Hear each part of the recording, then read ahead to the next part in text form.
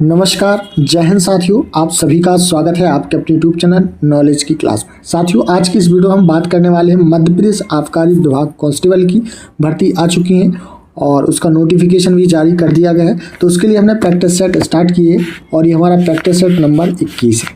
जी हाँ, 20 हम अपलोड कर चुके हैं। आपने नहीं देखे हैं तो प्ले लिस्ट बनी हुई है, ज़रूर देखिएगा। साथियों, हम इसमें जीके जीएस के टॉप 25 प्लस प्रश्नों को देखने वाले, तो वीडियो में अंत तक बने रहें। चैनल पर नए हैं तो चैनल को जरूर सब्सक्राइब कर लें।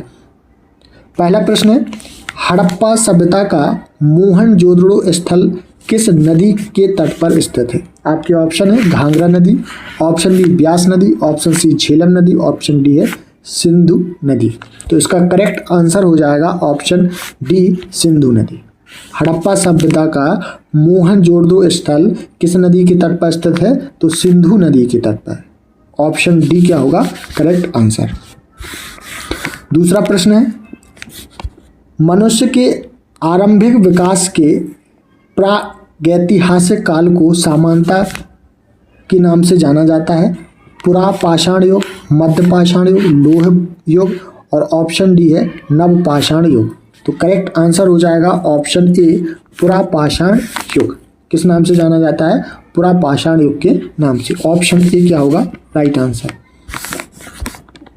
धौलावीरा का प्राचीन शहर किस राज्य में स्थित है?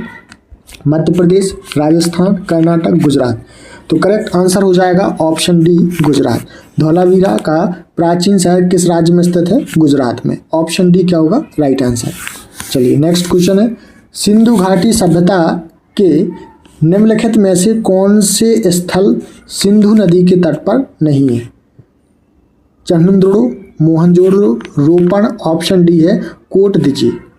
तो राइट आंसर हो जाएगा ऑप्शन सी रोपण। क्या नहीं है? रोपण। ऑप्शन सी क्या होगा करेक्ट आंसर।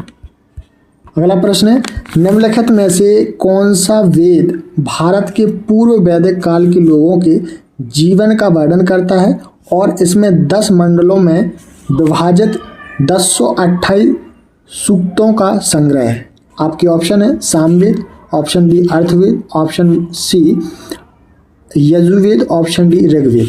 तो करेक्ट आंसर हो जाएगा option D Rigveda. Option D क्या होगा करेक्ट आंसर। निम्नलिखित में से किस वेद में दास राग युद्ध यानी कि 10 राजाओं का युद्ध का उल्लेख है? इंपोर्टेंट प्रश्न है। तो आपको बताना है कि जो वेद हैं उनमें से दास राग युद्ध यानी 10 राजाओं का युद्ध का उल्लेख किस वेद में है? यजुर्वेद, सामवेद, ऋग्वेद, अथर्ववेद। तो करेक्ट आंसर हो जाएगा ऑप्शन सी ऋग्वेद। किसमें है? ऋग्वेद में। चलिए नेक्स्ट क्वेश्चन है, जैन दर्शन के अनुसार जिन शब्द का अर्थ है, तो जिन शब्द का अर्थ बताना है भगवान, बंधनों से मुक्त, ऑप्शन सी योग, ऑप्शन डी है विजेता। तो करेक्ट आंसर हो जाएगा ऑप्शन डी विजेता। जिन शब्द का अर्थ क्या है? विजेता। निम्नलिखित में से कौन सा स्थान एक अर्ध गोलाकार गुंबद संरचित स्मारक यानी स्तूप के लिए प्रसिद्ध है? सांची, कोल्हापुर, ऑप्शन सी है जसपुर, ऑप्शन डी है रांची। तो क्वेश्चन नंबर 8 का करेक्ट आंसर होगा ऑप्शन ए रांची, सांची। ठीक है, निम्नलिखित में से कौन सा स्थान एक अर्ध गोलाकार गुंबद संरचित स्मारक यानी स्तूप के लिए प्रसिद्ध है? तो यह है सांची। ऑप्शन ए क्या होगा राइट आंसर। कौन सा कुषाण शासक इतिहास में बौद्ध धर्म के महान संरक्षक के रूप में प्रसिद्ध है, जिन्होंने चतुर्थ बौद्ध संगीति का भी आयोजन किया था? आपकी ऑप्शन है वासुदेव प्रथम, ऑप्शन बी है बिमा कॉडफिसेस, ऑप्शन सी है कनिष्क, ऑप्शन डी है होविस्का। तो करेक्ट आंसर हो जाएगा ऑप्शन सी कनिष्क। कौन सा कुषाण शासक है? तो कनिष्क ऐसे शासक हैं जो इतिहास में बौद्ध धर्म के महान संरक्षक के रूप में प्रसिद्ध हैं, जिन्होंने चतुर्थ बौद्ध संगीति का भी आयोजन किया था। ऑप्शन सी क्या होगा राइट आंसर। क्वेश्चन नंबर 10, निम्नलिखित में से किसने बुद्ध की जीवनी बुद्ध चरित लिखी थी? तो इसका करेक्ट आंसर हो जाएगा ऑप्शन ए अश्वघोष ने। किसने लिखी थी? अश्वघोष के द्वारा। बौद्ध वास्तुकला में स्तूप को श्रद्धांजलि अर्पित करने के लिए भक्तों के लिए पैदल मार्ग क्या कहलाता था? मैथी, तोरण, अंडा, छत्र। तो करेक्ट आंसर हो जाएगा ऑप्शन ए, मैथी। क्या कहा जाता था? मैथी। ऑप्शन ए क्या होगा राइट आंसर। निम्नलिखित में से क्या बुद्ध स्तूपों की संरचना का एक हिस्सा नहीं है? हर्मिका, गोपुरम, अंडा, छत्र। तो करेक्ट आंसर हो जाएगा क्वेश्चन नंबर 12 का option B, gopuram. Option B क्या होगा राइट आंसर। निम्नलिखित में से किस स्थान पर भगवान बुद्ध ने 4 आर्य सत्यों पर अपना पहला उपदेश दिया था? बोधगया, लुम्बिनी, राजगीर, सारनाथ। तो करेक्ट आंसर हो जाएगा क्वेश्चन नंबर 13 का डी, सारनाथ। कहाँ पर दिया था पहला उपदेश? सारनाथ में। ऑप्शन डी क्या होगा राइट आंसर।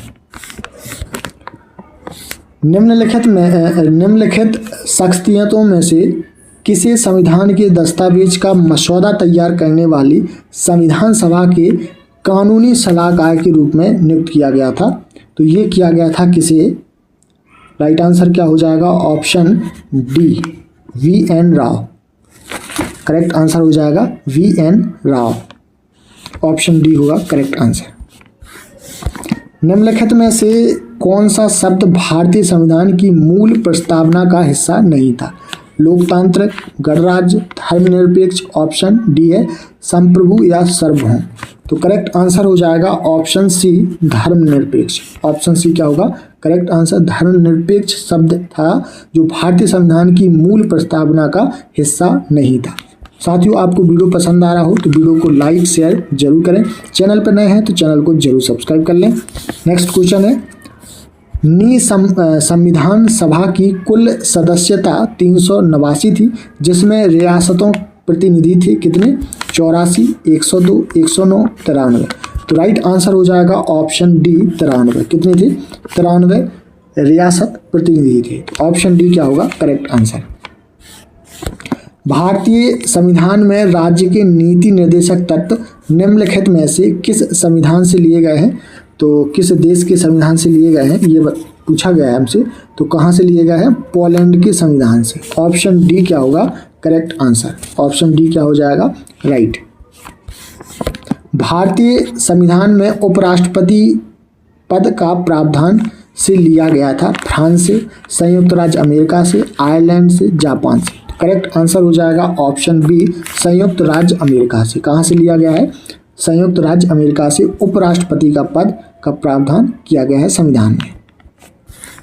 भारतीय संविधान में विधि के समक्ष समता की अवधारणा संविधान से ली गई है? ब्रिटेन से, कनाडा से, अमेरिका से, आयरलैंड से। तो करेक्ट आंसर हो जाएगा ऑप्शन ए, ब्रिटेन से। कहाँ से ली गई है भारतीय संविधान में विधि के समक्ष समता की अवधारणा? ब्रिटेन से। ऑप्शन ए क्या होगा राइट आंसर। चलिए अगला प्रश्न है, निम्नलिखित में से किस अनुच्छेद के तहत समान न्याय और मुफ्त कानूनी सहायता प्रदान करने का प्रावधान है?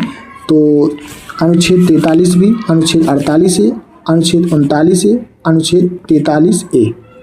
तो इसका राइट आंसर हो जाएगा ऑप्शन सी, अनुच्छेद 39 ए के तहत यह प्रावधान है कि समान न्याय और मुफ्त कानून की सहायता प्रदान की जाए। ऑप्शन सी क्या होगा राइट आंसर। चलिए नेक्स्ट क्वेश्चन है, भारतीय संविधान का कौन सा अनुच्छेद राज्य के अधीन नियोजन के 4 के मामले में सभी नागरिकों के लिए समान अवसर प्रदान करता है? अनुच्छेद 17, 15, 18 या 16। तो आपको बताना है कि इसका राइट आंसर क्या होगा। ऑप्शन डी, अनुच्छेद 16 ये प्रावधान करता है कि सभी नागरिकों के लिए समान अवसर प्रदान करता है। अनुच्छेद 16। क्वेश्चन नंबर 22, भारत के संविधान की किस अनुसूची में दल बदल के आधार पर विधायक की निर्भरता का प्रावधान है? ठीक है, तो इसका करेक्ट आंसर हो जाएगा ऑप्शन ए, अनुसूची 10। ऑप्शन ए क्या होगा करेक्ट आंसर।